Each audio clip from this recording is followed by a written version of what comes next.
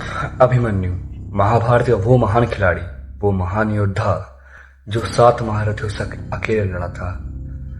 और फिर उसे महान योद्धा का खिताब सिर्फ और सिर्फ 16-17 साल की उम्र में मिल गया था। वो सिर्फ 7 महारथियों से लड़ा ही नहीं, बल्कि अंत तक लड़ा। उसने अपने मौत को अपने गले का श्रृंगार बनाकर लड़ा, साहस की शक्ति से लड़ा।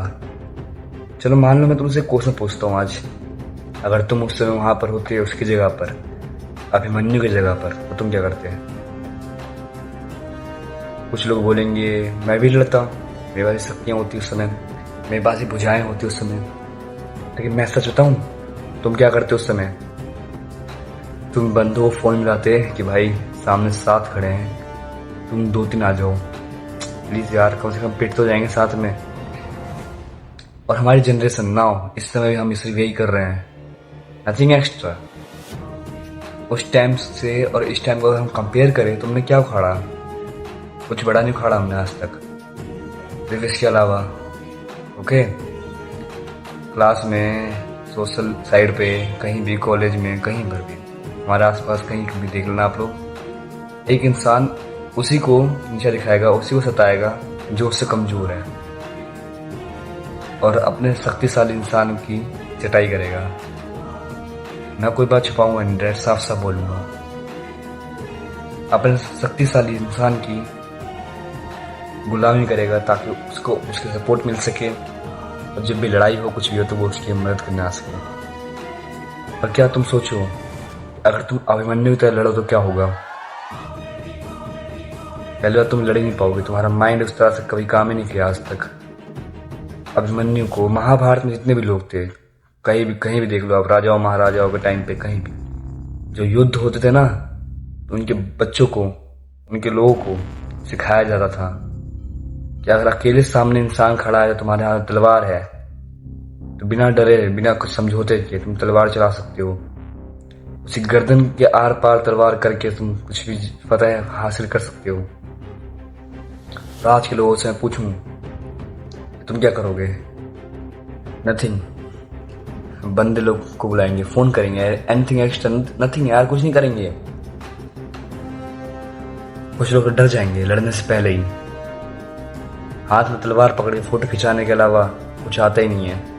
अब मैं तुमसे कहूँ तुम तलवार ऐसे ऐसे चला के दिखाओ, जो एक्टिविटी होती है, आई डोंट नो उसे क्या कहते हैं, वो करके दिखाओ, तुमसे वो नहीं होगा।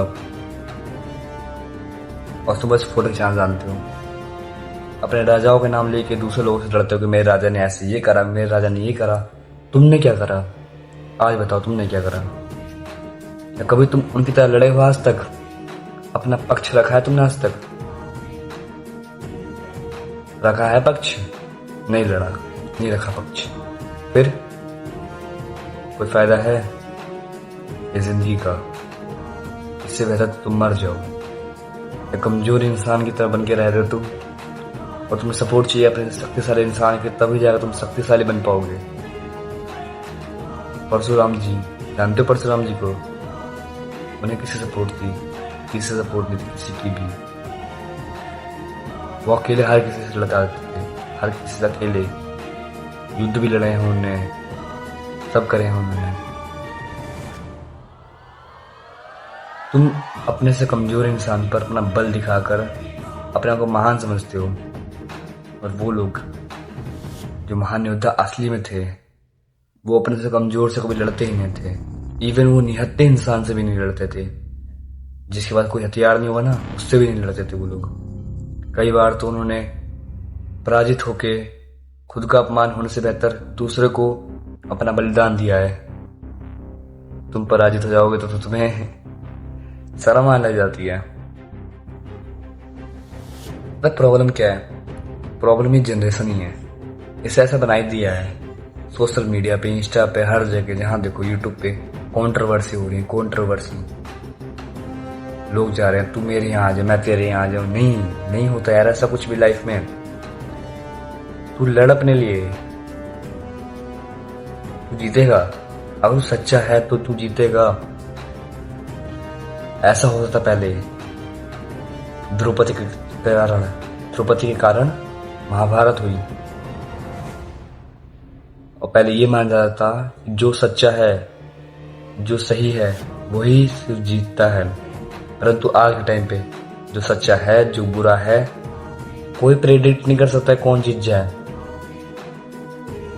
Thank you.